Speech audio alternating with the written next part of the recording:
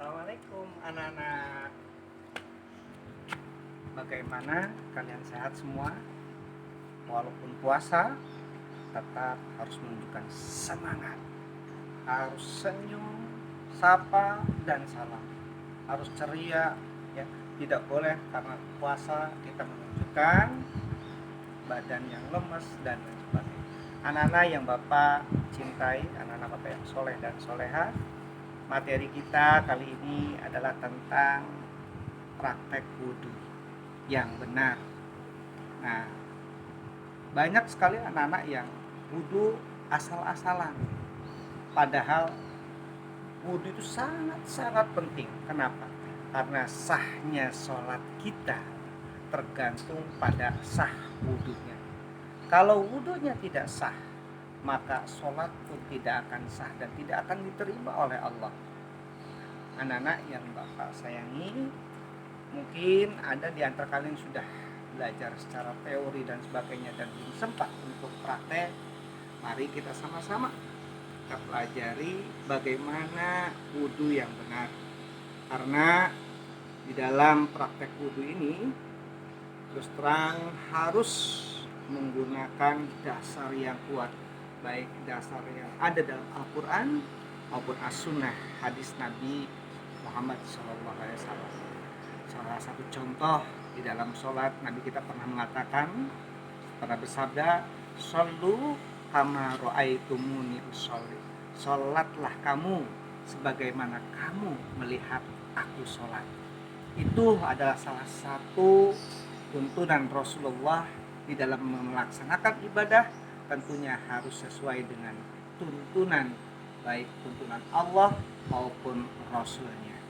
Anak-anak yang soleh dan soleha, di dalam praktek wudhu, juga praktek tayamum, begitu juga dengan praktek sholat, kalau diperhatikan itu merupakan gabungan, campuran.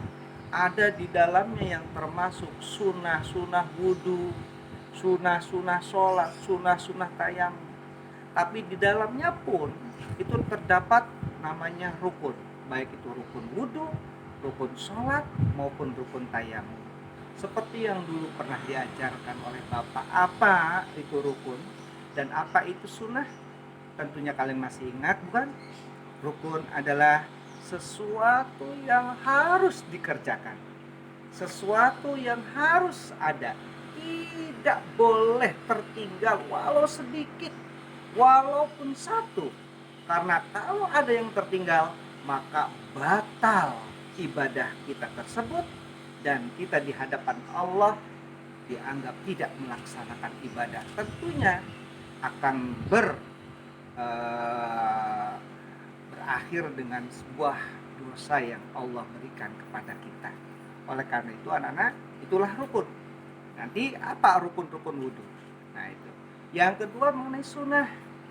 Nah sunnah sudah Bapak pernah sampaikan bahwa salah kaprah di kita selama ini mengartikan sunnah. Kenapa? Karena sunnah diartikan apabila dikerjakan berpahala, dan kalau tidak dikerjakan tidak apa-apa, tidak berdosa. Pantas kalau anak-anak kita sekarang giroh terhadap pelaksanaan sunnah itu sangat kecil, sangat tipis. Karena dari dulu kita tanamkan seperti itu. Sunnah tidak apa-apa, tidak berdosa. Padahal di dalam sunnah itu ada sesuatu yang sangat penting. Oleh karena itu mari kita sama-sama pahami betul, kita robah pengertian itu, bahwa sunnah adalah sesuatu yang apabila dikerjakan berpahala dan tidak dikerjakan tidak apa-apa, tidak berdosa, tapi rugi. Sekali lagi, tapi rugi. Kenapa? Ketika kita sehat, ketika kita kuat, selama kita bisa, kenapa kita tinggalkan? Padahal apapun yang kita lakukan di dunia ini adalah sebagai bekal nanti menuju akhirat nanti. Di akhirat tentunya akan dipertimbangkan bagaimana salah, bagaimana dosa, dan akan Allah balas dengan pahala surga ataupun neraka. anak-anak bapak yang soleh dan soleha, mari kita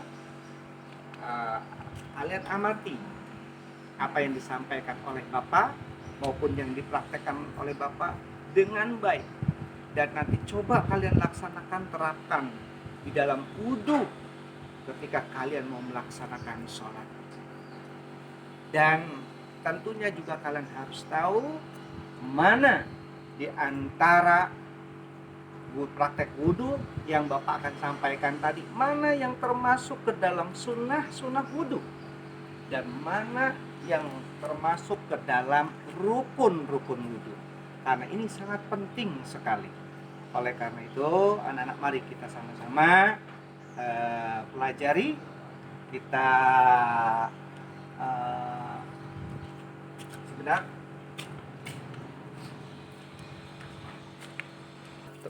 Baik anak-anak, praktek wudhu kita lihat tata cara dari awal sampai akhir. Tadi bapak sudah katakan bahwa di dalam berwudhu itu terdiri dari sunnah wudhu, dan juga termasuk di dalamnya ada rukun wudhu. Tolong disimak dengan baik. Mudah-mudahan ini menjadi ilmu buat kalian, dan nanti ketika kalian melaksanakan, mengamalkan wudhu ini, jangan pernah sampai salah lagi. Baik anak-anak, yang pertama sebelum berwudhu adalah kita membaca doa untuk sebelum berwudhu. Adapun doanya adalah alhamdulillahillazi ja'alal ma'a tahura. Sekali lagi diulang, sangat pendek. Alhamdulillahillazi ja'alal ma'a tahura. Ini yang pertama tata caranya, dan doa ini adalah termasuk sunnah di dalam berwudhu. Berikutnya yang kedua adalah niat sengaja melaksanakan wudhu karena Allah. Nah, niat ini seperti yang disampaikan Allah dalam Al-Quran, innamal a'malu binniyat, semua segala sesuatu itu harus didahului dengan niat. Tetapi tentunya kita maklumi bahwa di dalam hal wudhu ini sedikit ada terjadi perbedaan pendapat dari para ulama. Ada yang memberikan tuntunan dengan niat nawaitu atau usoli dan lain sebagainya. Ada juga yang mengatakan tidak usah seperti itu, hanya dengan niat dalam hati itu Allah sudah memahami. Terlepas dari perbedaan itu, bagi yang mau pakai niat nawaitu silahkan, bagi yang dalam hati dengan bahasa sendiri juga silahkan. Tidak usah dipermasalahkan. Kalian adalah generasi muda yang harus bisa menyatukan umat Islam dari perbedaan-perbedaan yang ada. Baik anak-anak, itu yang kedua. Dan niat ini termasuk di dalam rukun wudhu. Yang berikutnya adalah sebelum berwudhu mencuci tangan dengan baik. Lihat tangannya, apakah ada tip X atau cat, ataukah ada tai kuku. Ini harus dihilangkan, karena sesuatu yang menghalangi air ke kulit kita maka akan membatalkan wudhu kita. Sekali lagi, anak-anak bapak yang soleh dan soleha, cuci tangan dengan baik, dan biasakan posisi kepala jangan di atas tampungan air, mundur ke belakang. Kenapa? Karena ketika menampung air tampungan kena tetesan dari sini, ini akan menjadi air mustakmal. Oleh karena itu jaga. Nah, yang ketiga, berarti tadi yang pertama adalah doa ketika mau berwudu, yang kedua adalah niat, tadi termasuk rukun, yang ketiga adalah membasuh tangan dulu, mencuci tangan, dan ini termasuk sunnah wudu. Dan sunnah wudu berikutnya adalah ketika berkumur-kumur dan hidung, itu termasuk sunnah di dalam berwudu. Nah, untuk kumur-kumur ini ada dua. Ada yang langsung kumur-kumur bersamaan dengan hidung. Ada juga yang wudu kumur-kumur masing-masing, dan ada juga hidung masing-masing. mana masing-masing dilaksanakan 3 kali. Contoh yang pertama yaitu wudhu yang langsung dari kumur-kumur ke hidung.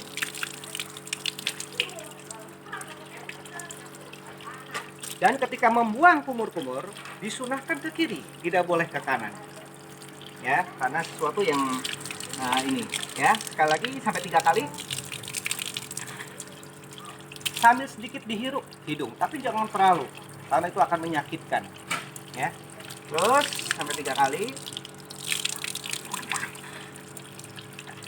Itu yang kumur dan hidung bersamaan. Adapun yang masing-masing seperti biasa, kumur buang ke kiri, kumur buang ke kiri, kumur buang ke kiri.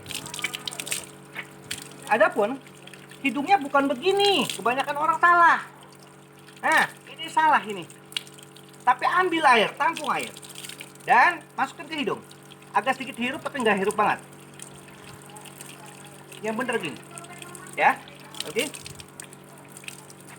Mudah-mudahan kalian bisa melihatnya dengan baik. Tuh. Paham?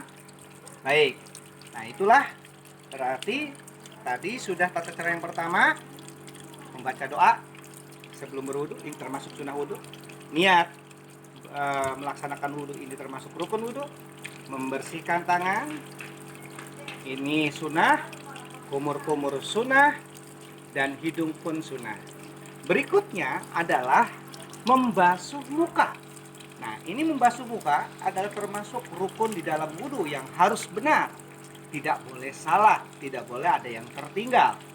Oleh karena itu, tolong ketika berwudu, ketika membasuh muka, maka bagian yang harus terkena air adalah nih, permukaan ini, perbatasan antara rambut dengan muka. Sampai ke samping sini, sampai ke dekat telinga, sampai ke bawah dagu sini.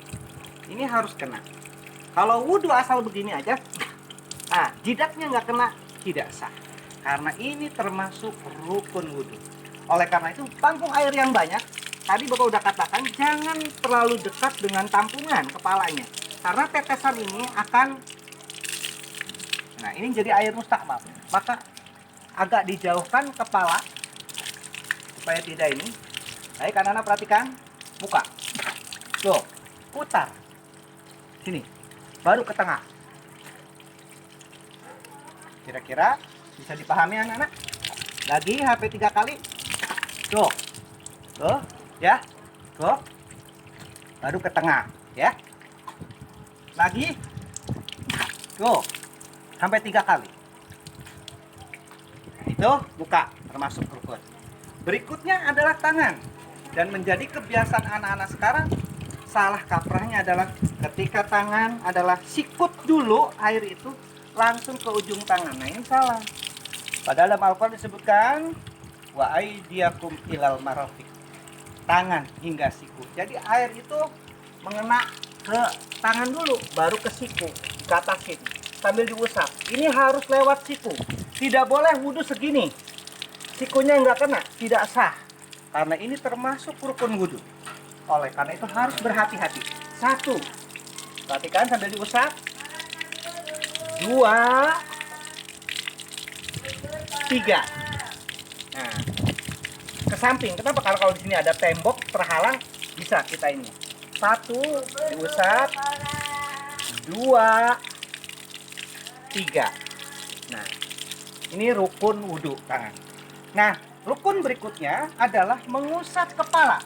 Nah, untuk mengusap kepala, ini ada 2 pendapat.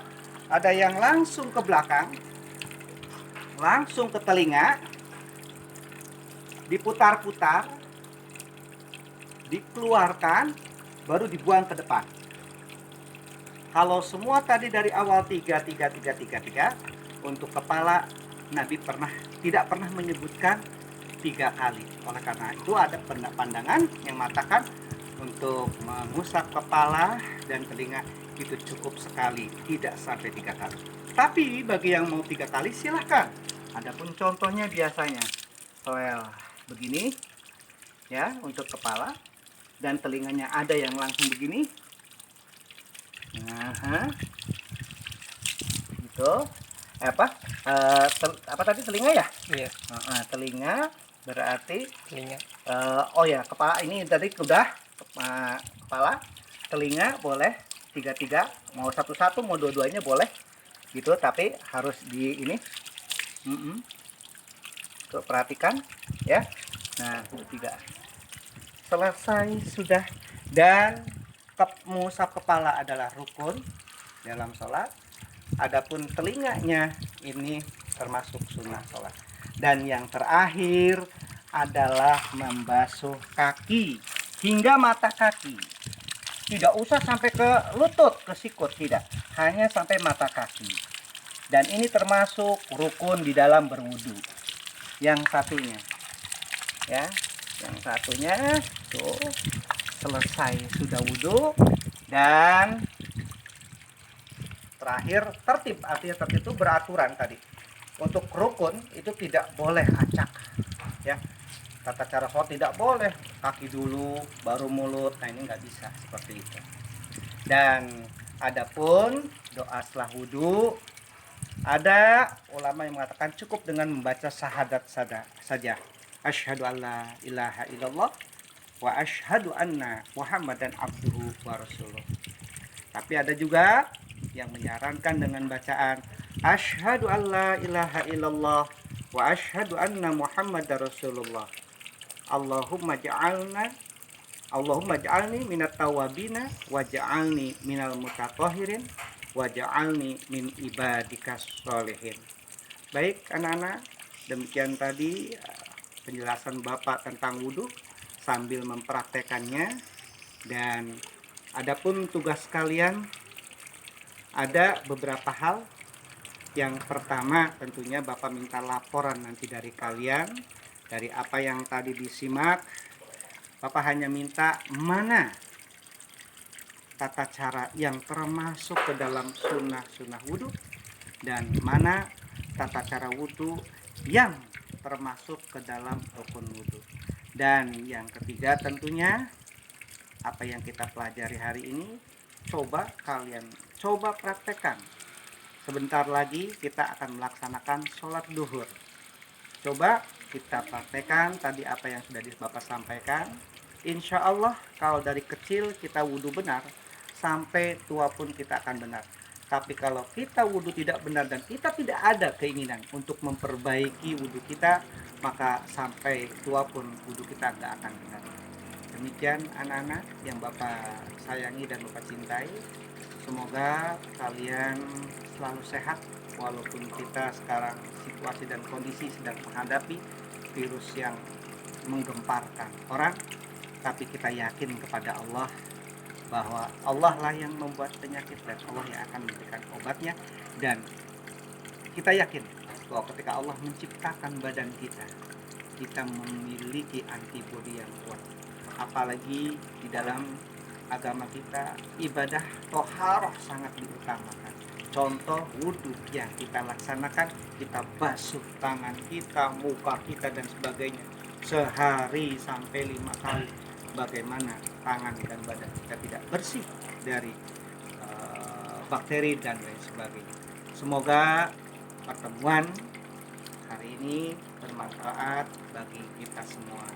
Dan tolong jangan lupa laksanakan tugasnya dan kirim pada Bapak dan Pak Lutfi.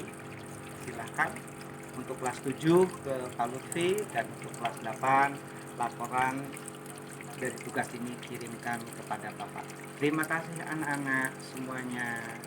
Billahi taufiq wal hidayah. Wassalamualaikum warahmatullahi wabarakatuh.